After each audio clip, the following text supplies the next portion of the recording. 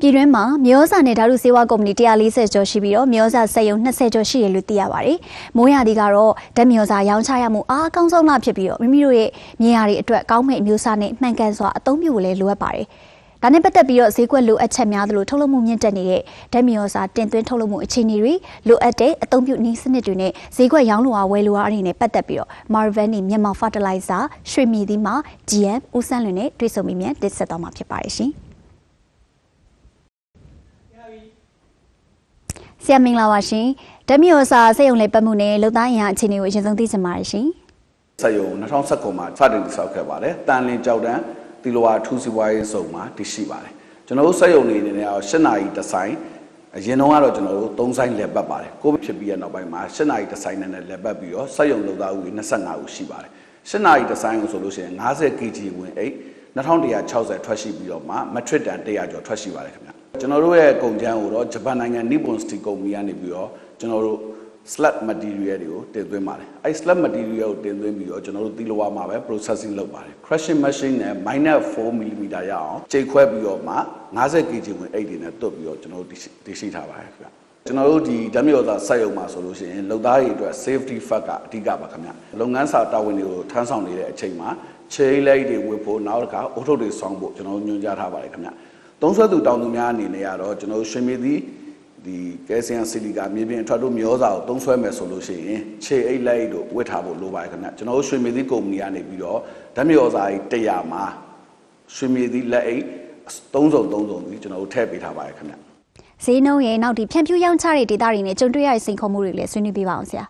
ဟုတ်ကဲ့ကျွန်တော်တို့စက်ရုံကနေပြီးတော့ထုတ်လုပ်တာတော့ရွှေမြေသီးကယ်လ်ဆီယမ်ဆီလီကာမြေပြင်အထွက်တို့မျိုးစာတစ်မျိုးပဲရှိပါတယ်ကျွန်တော်တို့စက်ရုံရဲ့လက်ရှိပေါက်ဈေးကတော့2000ဝယ်ရှိပြီးတော့ကျွန်တော်တိုင်းဒေသကြီးတည်တည်ကိုဖြန့်ဖြူးတဲ့အခါမှာရန်ကုန်တိုင်းပဲခူးတိုင်းတွေမှာ2800 2900လောက်ရောင်းရပြီးတော့ကျန်တဲ့တိုင်းနဲ့ဒေသကြီးတွေမှာ3000နဲ့3000အထက်ရောင်းရပါတယ်ခင်ဗျကျွန်တော်တို့ဖြန့်ဖြူးတဲ့ဒေသတွေကတော့မြန်မာပြည်တနင်္လာရီကိုအကုန်လုံးဖြန့်ဖြူးပါတယ်အများဆုံးရောင်းရတဲ့ဒေသတွေကတော့တိုင်းအနေနဲ့ပြောလို့ရှိရင်ရန်ကုန်တိုင်းအေရဝတီတိုင်းနဲ့ပဲခူးတိုင်းတို့ဖြစ်ပါတယ်အများဆုံးရောင်းရတဲ့ဒေသတွေကတော့ညောင်လင်းပင်ခရမ်းသုံးကွာဧရိယာပသိမ်ဘိုးကလေးဟင်းသရာပြည်ဧရိယာနဲ့အောင်မန်းဧရိယာတွေမှာပို့ပြီးတော့ရောင်းရပါတယ်ခင်ဗျအဓိကကတော့ကျွန်တော်တို့ဒီရွှေမြေသီးကယ်လ်ဆီယမ်ဆီလီကာ fertilizer ဆိုလို့ရှိရင်အများဆုံးမြေဩဇာ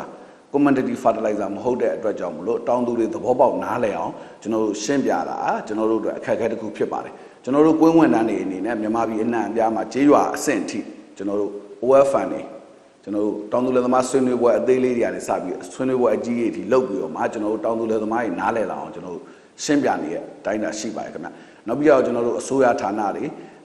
MRF လို့မြန်မာ Rice Federation ပေါ့နော်မြန်မာနိုင်ငံစံစပါးအသင်းချုပ်လို့ NGO ဖွဲ့စည်းတယ်တခြား NGO ဖွဲ့စည်းရေးကုမ္ပဏီတွေနဲ့လည်းပေါင်းပြီးတော့တောင်သူလယ်သမားတွေသိလာအောင်ကျွန်တော်တို့ဆောင်ရွက်နေပါတယ်ခင်ဗျဟုတ်ကဲ့ရှင်အမျိုးအစားတွေစုံလာလို့ဈေးကွက်ရှင်ပြိုင်မှုတွေရှိလာတဲ့အပေါ်မှာထုတ်လုပ်ရောင်းချသူတွေအနေနဲ့နောက်ပြီးတော့ဒီဝယ်ယူသူတွေအနေနဲ့ကရောဘာတွေဆောင်ရွက်ဖို့လိုမလဲဆရာဟုတ်ကဲ့ဓာတ်မြေဩဇာတွေကဈေးကွက်ထဲမှာကျွန်တော်တို့အများကြီးရနိုင်ပါတယ်အဲကြတော့ဓာတ်မြေဩဇာထုတ်လို့တင်သွင်းရောင်းချသူတွေအနေနဲ့ကျွန်တော်တို့သိထားရမယ့်အချက်တွေကတော့ကျွန်တော်တို့မြေဩဇာတွေကရည်သွေးမှန်ရမယ်နောက်တစ်ခါဈေးနှုန်းသက်သာရမယ်တောင်သူလယ်သမားနဲ့မြေယာအတွက်အကျိုးရှိရမယ်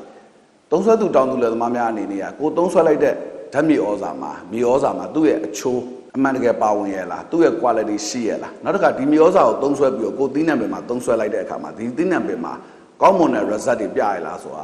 တောင်သူလယ်သမားတွေကိုယ်တိုင်သေချာလေ့လာပြီးမှသုံးဆွဲသင့်တယ်လို့ကျွန်တော်အနေနဲ့ထင်မြင်ပါတယ်ရွှေမြေသီးကယ်လ်ဆီယမ်ဆီလီကာမြေပြင်ထွက်တို့မြေဩဇာမှာဆိုလို့ရှိရင်အဓိကအားဖြင့်ဒီကယ်လ်ဆီယမ်အောက်ဆိုက်ပေါ့နော်အဲကာလိုင်း30%ပါတယ်ဆီလီကာ15%ပါတယ်မက်ဂနီစ်က3%ပါပြီးတော့ P2O5 က 1.5% ပါပါတယ်အဲ့ဒါတွေအပြင်ကိုကျွန်တော်တို့က trace element 5မျိုးပါပါတယ် trace element 5မျိုးကဘာကြီးပါလဲဆိုလို့ရှိရင် zinc ပါတယ် copper ပါတယ် iron ပါတယ် molybdenum ပါတယ် boron ပါတယ်အဲ့ကြောင့်ကျွန်တော်တို့ကဒီ secondary element က3ခုပါတယ်နောက်တစ်ခါကျတော့ကျွန်တော်တို့ major element တစ်ခုပါတယ် trace element 4ခုပါတယ်5ခုပါတယ်အဲ့ကြတော့စုစုပေါင်းကျွန်တော်တို့6မျိုးပါဝင်ပါတယ်ပထမဦးဆုံးသူကနေပြီးတော့မြေပြင်ဆောင်ရွက်ပေးပါတယ်မြေပြင်ဆောင်ရွက်ပေးတယ်ဆိုတာကျွန်တော်တို့မြန်မာပြည်အောက်ပိုင်းမှာဆိုလို့ရှိရင်မိုးများလို့နောက်သီးလက်တွေစိုက်လို့နောက်တစ်ခါဓာတုမြေဩဇာတွေသုံးလို့မြေတွေချင်းလာကြပါတယ်အဲ့မြေချင်းတဲ့ဟာကိုကျွန်တော်တို့ကယ်လ်ဆီယမ်ဆီလီကာမြေဩဇာကပြုပြင်ပေးပြီးတော့သီးနှံအထွက်တို့ကိုလှုပ်ဆောင်ပေးပါတယ် ပါဝင်တဲ့အာဟာရတွေနဲ့တီးနှံမြန်မာအလုံးလုံးပုံတွေနဲ့အတူပေါ့နော်ရောင်းလိုဝယ်လိုချိန်ညှိပြီးတော့ဆောင်ရတဲ့အပိုင်းတွေကိုလည်းသုံးသပ်ဆွေးနွေးပြပါဦးရှင် acidic soil မြေတွေချင်းလာတဲ့အတွက်ကြောင့်မို့တီးနှံမျိုးစုံမှာပို့ပြီးတော့သုံးသင့်ပါတယ်ဒါပေမဲ့လို့ကျွန်တော်တို့အထူးပြုပြီးပြောရမယ်ဆိုလို့ရှိရင်စဘာပဲမျိုးစုံစီထွက်သီးနှံတွေအဟင်းသီးဟင်းရွက်သီးနှံတွေစက်သွန်ငရုတ်ခရမ်းညင်လိုဟာမျိုးမှာကြံလိုပြောင်းလိုဟာမျိုးမှာကွန်းလိုစပစ်လိုဟာမျိုးမှာနဲ့အခြားဥယျာဉ်ကြံသီးနှံတွေမှာလည်းသုံးလို့ရပါတယ်ဥမာစဘာမှာသုံးမယ်ဆိုလို့ရှိရင်စဘာမှာကြာရောက်တဲ့တချို့ယောဂါတွေကိုကာဝယ်ပေးနိုင်ပြီးတော့ပတ်စံ disease တွေကိုအတိုင်းအတာတစ်ခုကာဝယ်ပေးနိုင်ပါတယ်ဥမာစဘာနီတိုဖြစ်တာတမန်းစီထားတာရင်းကြီးရေမော်ထားတာဒါတွေကိုကျွန်တော်တို့ကာဝယ်ပေးပါတယ်စဘာမှာဆိုလို့ရှိရင်ကျွန်တော်ပင်ပွားနှုံးကောင်းမယ်မြစ်ပွားနှုံးကောင်းမယ်အစိစံပြည့်မယ်ဒီအကျိုးကျေးဇူးတွေခံစားရပါတယ်ပဲမျိုးစုံမှာဆိုရင်တော့ကျွန်တော်တို့ကယ်ဆီယမ်ဆီလီကာမှာဘိုရွန်ပါရဲ့အတွက်ကြောင့်မလို့အသီးပွင့်ပို့ပြီးတော့တင်ပါတယ်ခန်းညင်ထိပ်ပုတ်ယောဂါတွေကိုကာကွယ်ပြီးတော့အသီးရဲ့အရွယ်အစားကိုကြီးစေပြီးတော့အရည်သွေးကိုပို့ပြီးမြင့်တင်စေပါငရုတ်တို့ကြက်သွန်တို့မှာဆိုလို့ရှိရင်ဥပုပ်ယောဂါကိုကာကွယ်တယ်စပစ်တွေကျွန်တော်တို့ကွန်းနေမှာဆိုလို့ရှိရင်လည်းစပစ်မှာကျွန်တော်တို့ဂိုင်းမခုတ်ပြီးထဲသွင်းသုံးမယ်ဆိုလို့ရှိရင်စပစ်ပိုသီးပြီးတော့အယောင်သွေးလာတာကိုတွေ့ရပါတယ်ကွန်းမှာဆိုလို့ရှိရင်လည်းကျွန်တော်တို့တောက်တက်လက်ဝါးတွေပိုထွက်တာနောက်တစ်ခါကွန်းရွက်အရည်သွေးကောင်းတာအဲ့လိုအခြေအနေမျိုးတွေကျွန်တော်တို့ရပါတယ်ခင်ဗျ specialty မျိုးစာဖြစ်တဲ့အတွက်ကြောင့်မလို့မြန်မာနိုင်ငံမှာကျွန်တော်တို့တောင်သူလယ်သမားတွေနဲ့စိုက်ပျိုးသုံးစွဲသူတွေ